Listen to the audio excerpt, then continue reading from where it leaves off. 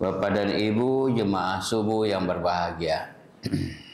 Marilah kita lanjutkan tausiah kita pada pagi Selasa ini, ayat 184 surat Al-Baqarah. Cukup satu ayat. Allah berfirman, A'udzu billahi minasyaitonir rajim. Bismillahirrahmanirrahim. Ayyaman ma'dudat. Faman kana minkum maridan aw ala safarin fa'iddatun min ayyamin ukhra. Wa 'alal ladzina yutiqunahu fidyatun ta'amu miskin. Faman tatawwa'a khairan fahuwa khairul lah. Wa antasumu khairul lakum in kuntum ta'lamun. Sadaqallahul azim. Kita terjemahkan ke dalam bahasa kita ayyam ma'dudat, yaitu dalam beberapa hari yang tertentu. Maksudnya puasa, ajakan puasa di ayat 183, kutiba alaikumusiyam, dijelaskan diwajibkan puasa, dijelaskan di sini yaitu dalam beberapa hari yang tertentu. Pada ayat berikutnya itu dijelaskan pada bulan Ramadan. Maka barang siapa di antara kamu ada yang sakit atau dalam perjalanan lalu ia berbuka, maka wajiblah baginya melaksanakan puasa sebanyak hari yang ditinggalkannya itu. Dan wajib bagi orang-orang yang berat menjalankannya, yutiqunahu, jika mereka tidak mampu berpuasa, membayar fidyah, yaitu memberikan makanan atau makan, minum seorang miskin. Barang siapa yang dengan kerelaan hati mengerjakan amal kebaikan, maka itulah yang lebih baik baginya. Dan puasa itu lebih baik bagimu jika kamu mengetahuinya. Bapak dan Ibu jemaah subuh yang berbahagia, ayat 184 ini ada beberapa hal yang perlu kita jelaskan.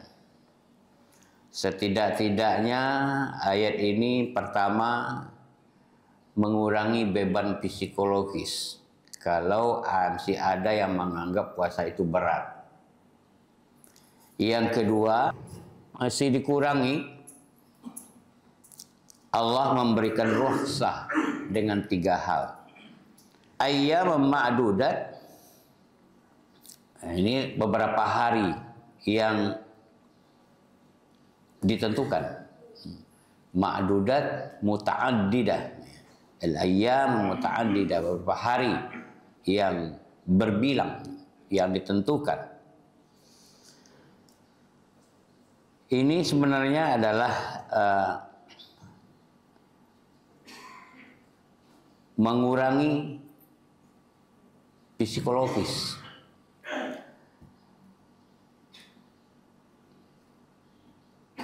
Kalau masih ada di antara kita yang masih menganggap puasa itu berat, hanya beberapa hari. Kalau kita lihat di mempuasakan bulan Ramadan, ada yang puasa 30, ada yang puasa satu ketika 29.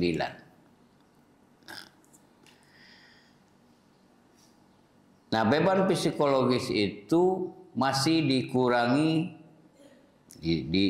dikendurkan lagi dengan ketentuan dari Allah memberikan rohsah, ya, keringanan. Ya. Ada 3 keringanan di dalam ayat ini. Berarti ayat lanjutannya, faman kana minkum maridan aw ala safarin. Nah, ini 2, maridan, sakit. Ya. Kalau kita dalam keadaan sakit, diperbolehkan berbuka, itu keringanannya. Tapi tentu tidak sakit sembarangan, pilek-pilek sedikit, ada itu ya. Nah, itu enggak jadi alasan ya. Apalagi pura-pura sakit, itu jadi lain. Ini sakit benar-benar sakit ya, yang memerlukan istirahat, yang memerlukan makanan. Karena kalau kurangan asup makanan, dia akan bertambah sakitnya. Nah, sakit ini ada 2 macam ya. Ada sakit pada badan, ada sakit pada rohani. Nah, tapi sekarang rohani tidak, itu yang perlu dikuatkan lagi imannya. Ini beban psikologis dikurangi. Ya. Yang kedua, tadi maridan, sakit. Yang kedua adalah safarin, ya, ala safarin, di dalam perjalanan. Itu keringanan yang kedua, atau rukhsah yang kedua yang diberikan, yang dijelaskan dalam ayat ini. Perjalanan ini tentu juga tidak sembarangan berjalan, tapi perjalanan yang juga mengenal waktu. Apa kita sebut dahulu sebelum ini, Syekh Muhammad Tahar Jalaluddin Al-Falaki menyebutkan sebuah perjalanan yang memang direncanakan dan mengenal waktu. Menurut beliau, ulama Minangkabau yang hidup di Malaysia, di Pulau Pinang terakhir, dan anaknya menjadi gubernur di negeri di Pulau Pinang, Ibu. Itu menjelaskan sebuah perjalanan yang tidak mengenal waktu, maka perjalanan itu digolongkannya sebagai perjalanan haram. Karena itu kita akan melangkah dan berjalan kenal waktu. Kalau yang dekat ini saja kita akan berjalan, orang sudah azan. Ya, jangan berjalan dulu, ya, tangguhkan dulu. Ya. Kita akan sholat dulu. Kecuali kita dalam perjalanan jauh, kita ditunggu oleh sebuah kendaraan itu tidak milik kita, misalnya pesawat, atau jadi lain. Boleh kita sholat di dalam pesawat. Nah, sebuah perjalanan dalam ketentuan agama kita ada 5 bentuk. Ya. Di dalam hadis Nabi kita lihat, innal asfara khamsa fawaid. Saya kira dulu sudah juga pernah kita jelaskan. Sebenarnya sebuah perjalanan yang benar itu ada 5 manfaat. Yang pertama, sebuah perjalanan tafarrujul hammi, ialah sebuah perjalanan yang memang sengaja berjalan untuk melakukan refreshing, ya, direncanakan. Mungkin dengan keluarga, mungkin kita sendiri, atau mungkin dalam kelompok, ya, tapi sudah direncanakan sedemikian rupa. Tapi tidak boleh lepas dari kontrol waktu. Tafarrujul hammi, kalau ada pikiran sakit rohani, pergilah jalan. Karena itu dalam hadis Nabi, safiru tasihu, jalanlah supaya sehat. Sebab kalau tidur melulu, capek mati. Nah, para ibu, 1. Yang kedua, berjalan iktisab ma'isah, berjalan untuk memenuhi kebutuhan hidup. Nah, ini mungkin wisatanya wisata bisnis ini. Ya. setidaknya kalau tidak besar kecil gitu ya, untuk memenuhi kebutuhan hidup iktisad maisha. Nah, jadi sebab kalau tidak melakukan perjalanan, sebab dalam sejarah perdagangan memang berjalan. Kita harus menemui para pelanggan, tempat kita mengambil barang untuk kita jual lagi di tempat kita. Yang ketiga, perjalanan dalam kepentingan al-ulum untuk menambah ilmu pengetahuan kita. Termasuk dalam kelompok para pelajar mahasiswa yang secara umum mungkin dibahasakan dengan Ibnu Sabil, termasuk perjalanan dan orang yang membutuhkan bantuan. Nah, perjalanan untuk kepentingan ilmu ini adalah untuk menambah ilmu pengetahuan. Dan orang tua kita juga memberikan arah jauh berjalan banyak yang dilihat. Lama duit banyak yang dirasakan. Jadi menambah pengetahuan. Itu 3 kepentingan berjalan. Yang keempat berjalan adalah al-adab, menambah peradaban kita supaya peradaban kita tinggi, menjadi manusia yang beradab. Nah, itu lebih di atas. Sebab kita berjalan pasti banyak menemui orang-orang hebat. Dan kalau bertemu dengan orang hebat, kita akan muncul pengakuan pada diri kita, ternyata tidak kita saja yang hebat. Tidak orang di sekitar saja yang hebat. Tapi banyak orang yang hebat di dunia lain. Pengakuan pada akhirnya kita adalah menjadi orang yang tawadhu dan senantiasa merendahkan diri. Sikap-sikap ulama kita dulu kan dia tidak pernah membesarkan diri. Justru dia membesarkan orang lain. Seperti pernah saya ceritakan dulu pada Bapak dan Ibu, saya pernah dulu menemui Bapak Datuk Palimokayo. Saya memang melakukan percakapan dan saya katakan kepadanya, saya sengaja menemui Buya untuk menambah pengetahuan saya tentang ini. Apa jawab beliau? Aduh, Ananda, maaf, saya tak punya ilmu. Kalau ilmu tentang ini yang dapat Anda jadikan sumber guru, itu Buya Harun Al-Ma'ani di Padang Panjang. Saya sudah jauh-jauh dari Padang ke Bukit Tinggi. Ya, disuruhnya saya ke Padang Panjang. Tapi akal saya cukup jalan juga. Pasti beliau ini dengan sikapnya tawadhu, merendahkan diri. Nah, saya ngomong-ngomong bisa, baiklah Buya, nanti saya insya Allah saya bertemu dengan Buya Harun Al-Ma'ani. Tapi saya ngomong-ngomong, akhirnya panjang juga ngomong itu, sampai juga kepada maksud untuk mencari informasi yang saya butuhkan itu. Demikianlah ulama kita merendahkan diri. Dia membesarkan temannya. Asalkan sangat bertentangan dengan sikap sebahagian di antara kita. Kalau bagaimana kalau kita bawa si anu, Pak? Si anu ndak ada ilmu tuh. Kalau kete gitu kan. Rendahkan orang lain. Nyinya surangnya hebat. Ada sikap-sikap seperti itu. Ya. Kami Pura Tinggi sering si anu itu narasumber bagaimana, Pak? Anda ada ilmu dong. Ya. Direndahkan. Jadi tidak boleh kalang bawah, kalang atas sama seperti itu. Ya. Jadi al-ulum, peradaban. Karena itu ulama kita menyebut dalam buku-bukunya ana hakir, ana miskin.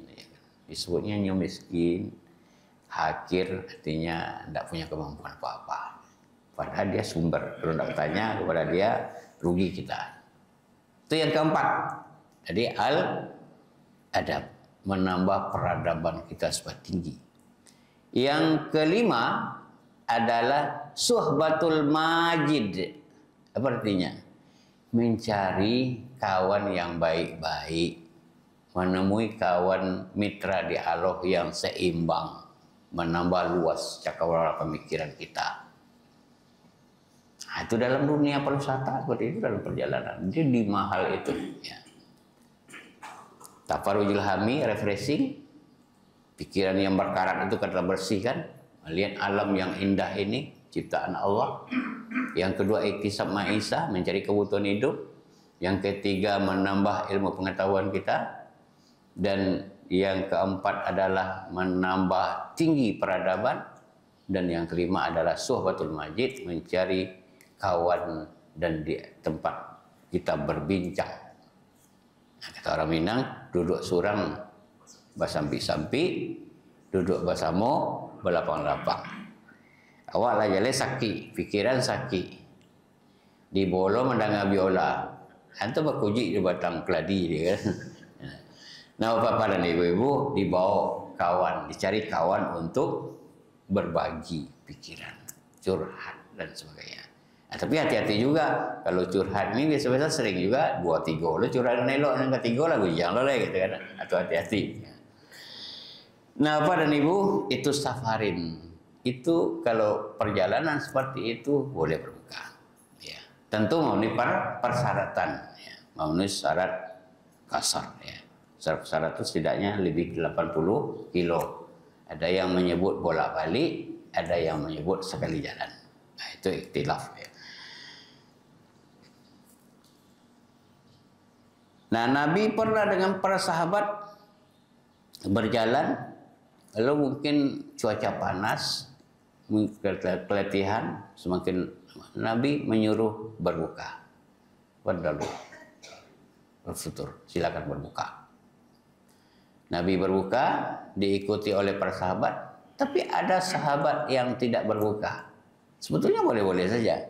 Tapi karena Nabi yang memerintahkan, maka oleh para sahabat dikatakan kepada Nabi, ya Rasul, itu ada sahabat kita yang tidak berbuka. Nabi juga mungkin sambil tersenyum saja, tapi jadi hukum ya. Fakad asah. Yang tidak berbuka itu durhaka. Ya. Karena bersama Nabi, Nabi. Tapi kalau tidak bersama Nabi, kalau Nabi tidak waktu seperti itu, ya kita kalau mampu lanjut saja dan sumut takhir. Ya, karena puasa itu lebih baik. Jadi itu rukhsah, sakit, berjalan. Yang ketiga adalah yutiqunahu. Boleh berbuka, boleh tidak berpuasa orang yang lemah. Lemah itu, guru fikih kita menjelaskan lebih panjang kemarin kan. Orang hamil, orang menyusukan kalau perempuan. Ya. Kalau bapak kan ada yang menyusukan. Ya. Nah, bapak dan ibu, atau orang tua, ya, yang 80-an ke atas. Tapi ada juga yang 90 masih bisa berpuasa. Itu Perdana Menteri Malaysia yang dulu 90 tahun umur masih bisa jadi Perdana Menteri. Sanggup puasa. Ya. Nah, ada pemahaman ayat ini, yutikunahu itu fi'il mudhari' yang sesungguhnya dimaknai fi'il mudhari' itu kan mustakbal, dia berlanjut. Jadi sini orang yang lemah ini tidak ada kemungkinan kuat, tidak ada kemungkinan kuat lagi. Nah, itu boleh dia berbuka. Dia boleh tidak puasa dan membayar fidyah, fafidiyah. Dia membayar fidyah. Nah, itu dijelaskan untuk sebuah rukhsah di dalam kewajiban berpuasa selama 30 hari di bulan Ramadan. Fidyah yang dibayar oleh orang yang lemah tadi itu ta'amu miskin, memberi makan orang miskin, satu orang satu hari. Tapi dijelaskan di dalam ayat ini, faman tatawwa'a khairan, siapa yang boleh lebih ya, berbuat kebaikan, tadinya sanggup satu orang, tapi sanggupnya bisa banyak, ya alhamdulillah itu lebih baik. Ya, lebih baik. Kalau undang anak yatim, kalau undang orang-orang miskin untuk makan-makan, silakan. Fahuwa khairullah, maka hal seperti itu lebih baik. Jadi tadi kewajibannya seorang, tapi kalau mampu lebih banyak, alhamdulillah, dan itu lebih baik. Dan lebih baik lagi, wa antasumu khairul lakum. Kalau dia mampu orang lemah itu berpuasa, mungkin perasaannya lemah, dia masih kuat, 80 masih kuat. Saya ketemu kemarin dengan orang berumur hampir 90, beliau mengatakan, alhamdulillah saya masih bisa berpuasa 30 hari bulan Ramadan. Ya alhamdulillah. Bapak enggak, berbuka saja, bayar fidyah. Hendaklah selagi kita mampu, toh kita di rumah juga. Itu kan keimanan yang bicara. Nah, Bapak dan Ibu, ayyam ma'dudat di atas tadi sebetulnya adalah psikologi yang menyatakan puasa itu berat, itu dibatasi dengan masa ini ayyam, hanya beberapa hari yang ditentukan. Itu dikurangi, apalagi kebiasaan itu sudah dilakukan sebelum kama kutiba alladzina min qabl, dan kewajiban ini sudah pernah dilakukan orang dahulu. Atau kita sudah berulang-ulang puasa, kita sudah melakukan sepanjang zaman dan kehidupan kita. Atau ternyata tidak berat. Apalagi kalau keimanan itu. Makanya yang dipanggil awal tadi adalah ya ayyuhalladzina ma'an. Yang dipanggil itu orang yang beriman. Kalau orang beriman tidak ada yang berat. Lalu sejarah kisah-kisah sahabat, ada yang pingsan puasa, dia puasa juga. Gitu. Nah, Bapak dan Ibu, dan itu dilakukan in kuntum ta'lamun. Jadi ini mengisyaratkan kepada kita memang berpuasa ini memerlukan pengetahuannya. Jadi ada 3 hal yang kita siapkan, fisik kita siapkan, rohani kita siapkan, dan situ iman yang berbicara, dan pengetahuan untuk puasa ini juga penting disiapkan. Nah, Bapak dan Ibu, inilah amanat ayat 184 ini tentang berpuasa, bahwa puasa itu 30 hari dan atau 29 hari sesuai dengan ketentuan hisab dan atau ru'yah di dalam agama kita dilakukan oleh para ulama, dan ada keringanan waktu ketika kita sakit, di waktu kita berjalan, atau ketika kondisi kita lemah. Yang lemah itu membayar fidyah. Pada ayat-ayat berikutnya malah fidyah, kewajiban fidyah itu diringankan. Dan kalau ketika dan malah digugurkan pada ayat-ayat berikutnya, ketika kita dalam keadaan fakir, tubuh lemah, berpenghasilan tidak, akan membantu tidak ada, itu boleh tidak membayar fidyah. Itu pada ayat-ayat berikutnya. Nah, Bapak dan Ibu, itulah amanat ini. Mudah-mudahan iman kita tetap kuat dan ambil rukhsah yang diberikan itu selagi kita mampu. Demikian, banyak maaf. Assalamualaikum warahmatullahi wabarakatuh.